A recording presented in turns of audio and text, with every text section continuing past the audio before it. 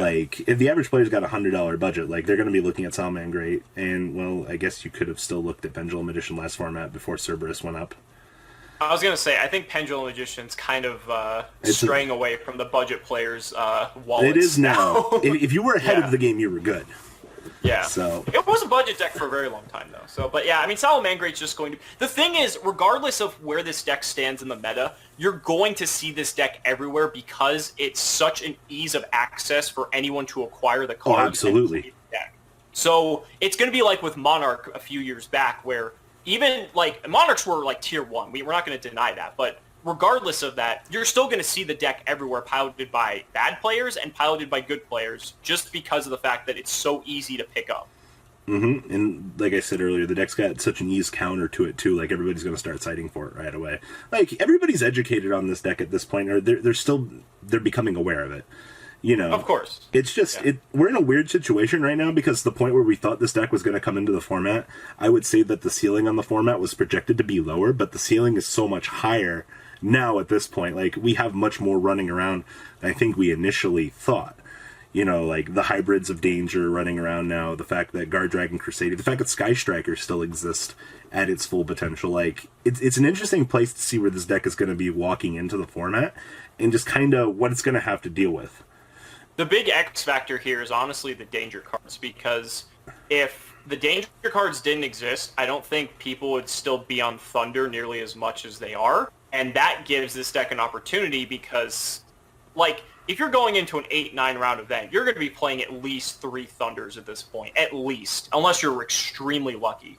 And that is just like, that is just a horrible matchup. So before, when we didn't think that, you know, like, take the dangers out of it, Thunder becomes less represented. Your best decks are what then? Like Sky Striker, Altergeist, maybe Guard Dragon Crusadia, stuff like that. Mm-hmm. I think this deck actually stood like a much better chance, but just because Thunder is in there with the dangers and being the deck to beat this format, that's going to be the biggest hindrance. So if someone can solve that problem and figure out how to navigate that matchup correctly, then they're going to see success with this deck. But honestly, I think that's going to be the biggest reason why this deck is kind of going to be relegated to tier 1.5/tier 2 status. So, does this deck actually have an answer to Silaguidos going second?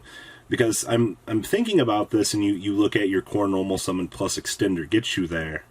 But if I disrupt your core summon before you can do anything, do you have a follow-up? I think it depends if you can get, like, Spinny in the grave or not. Yeah, but if you can't get access to Spinny, like, you're just kind of shit out of luck, it seems.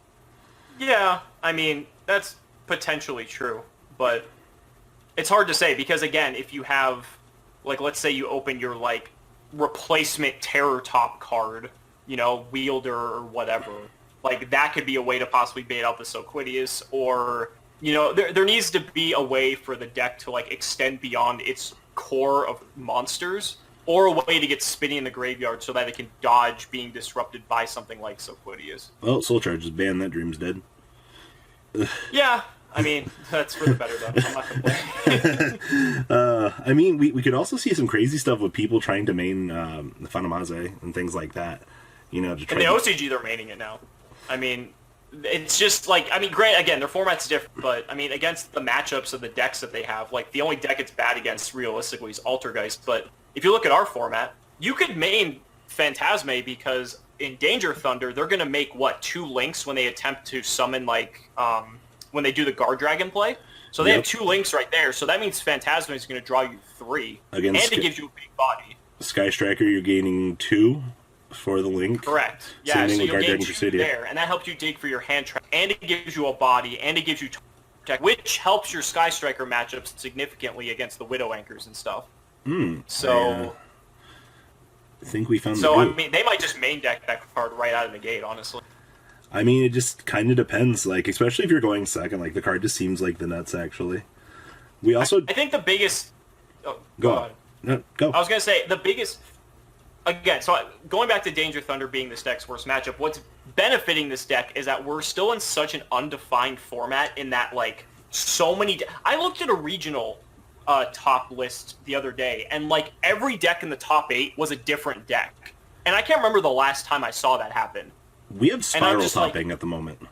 Right, Spiral's topping, like, they're, like, Draco just won, which, I mean, Draco was at Chicago, but still, I mean, it's just like, there's like 15 different strategies at least that actually have the potential to top a regional or even top a YCS.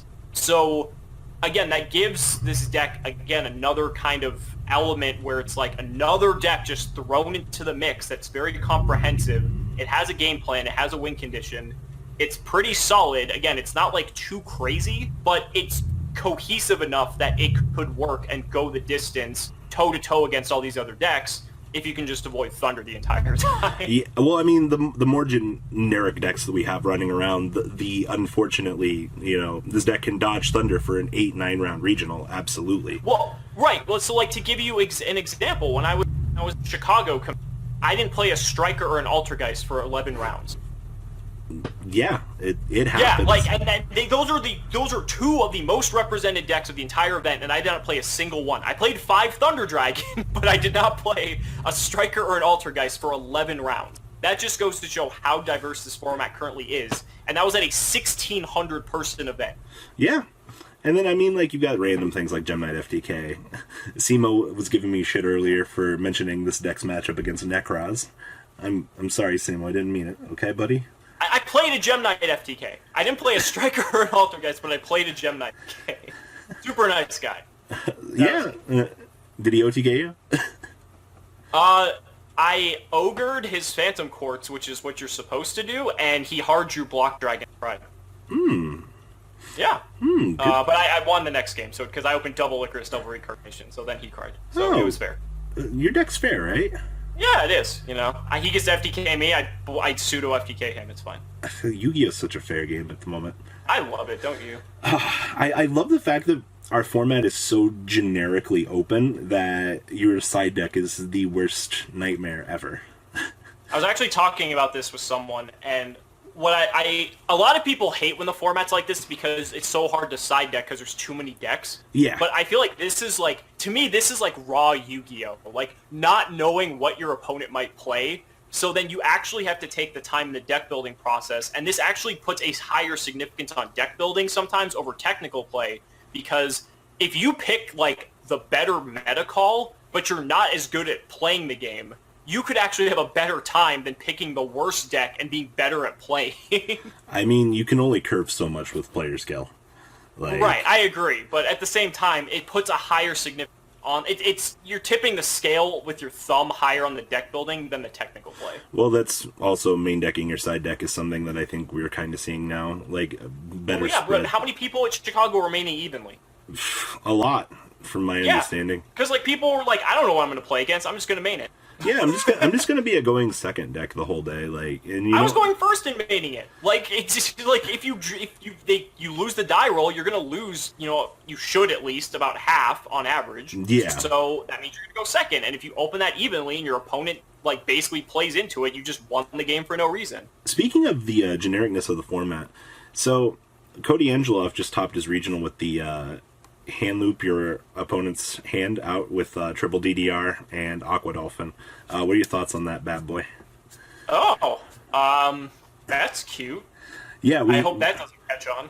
It's unfortunately going to. We have a Synchro Fusionist deck running right back around again without Synchro Fusionist. Well, I mean, I don't know. If it gets that bad, we've got a lot of hand traps to stop that. I don't know. I'd have to see the deck.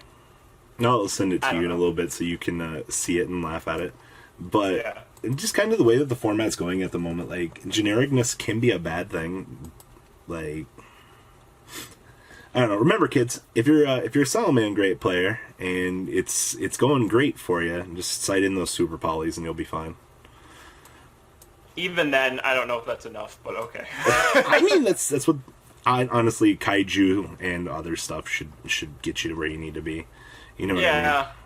Yeah, I see what you mean. I mean, it's just like Colossus is like the least of your worries. You still have 2 negates to play through. Yeah, I mean, if your opponent's better than you, they're just better than you. Don't go into playing this deck with the intent that you're going to top every event, because I don't think that's correct. That's another thing too with Salamangreat that I feel like this deck is not like the easiest deck. I want to say, like, it's not like hard. by any stretch of the imagination, but it's not like Monarch easy, if that makes sense. Okay, well, Monarch Easy was a whole nother beast. Right, I mean, obviously you've got a lot more stun elements comparatively, but with this deck, it has a lot of combo lines, and where Monarch is very linear in what you're going to do. So I feel like that's one thing to not underestimate, that just because it is like a structure deck, like don't think that it's like something you don't have to practice, because knowing the intricacies of the different combo lines can basically be the reason like you OTK someone or you get like 7,200 damage. Reminds me of zombies. Yeah, kind of in a way. I can see it. Any final thoughts on this? I'm excited. I'm glad we're gonna have another pick up 3 decks and get to play Yu-Gi-Oh, because I feel like this is what gets like a lot of people excited to either start playing Yu-Gi-Oh or get them back into the game if they took a hiatus, because the price point's so low. And I'm really curious to see, because I believe ARG Las Vegas is the first event where Salamangreat is legal. I'm curious to see how it's going to perform there, and then at YCS Dusseldorf the following week. So we get like, you know, somewhat better than regional event, and then we get like an actual premier event to see how the deck performs. Calling it now, 4 out of top 32, maybe 1. For Salamangreat? Yeah, maybe 1's being insulting. Like I'd say 2 or 3. I wonder how this deck's Prank Kid matchup is, though. That I have 0 clue. That's got to be hilarious. That'd be an interesting one. Yeah. All right, guys. Thanks for watching. We'll try to do these at least once a month if we're lucky, if Cimo has time. So, all right, guys. Thanks for watching. Peace out. Thank you, Cimo. Later. The ride never, well, truly ends. Thank you, patrons. Without you guys, I don't know what I'd be wearing in these videos. I might be a Truffle Shuffle incident all over again. Guys, please also check out Vanquil40 for some awesome Vanguard content. Some other interesting stuff you might find up here on the left or in the description as well. Thanks for watching.